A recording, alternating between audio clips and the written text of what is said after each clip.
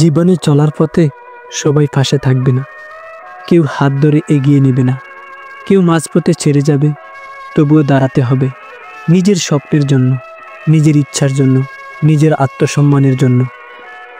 যখন কেউ পাশে থাকবে না, চারপাশ অন্ধকার হয়ে আসবে, তখন নিজেই নিজের আলো হও। ভেতরের কষ্টকে শক্তিতে পরিণত করো।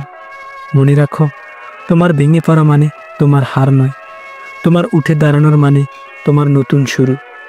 আজ নিজেকে বলো, আমি যতই ভাঙব ততই গর্ব, যতই পথ কঠিন হোক আমি থামব না।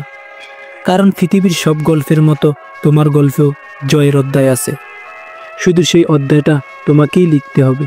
তুমি হয়তো ক্লান্ত, ভিতরে অজস্র কষ্ট, কিন্তু এই মুহূর্তটাই তোমার নতুন শক্তি খোঁজার সময়। দাঁড়াও, চোখে আগুন নিয়ে হাঁটতে শুরু করো, কারণ তোমার গল্পের প্রধান চরিত্র তুমি নিজেই, আর তোমার বিজয়ের অপেক্ষা করছে ঠিক সামনে।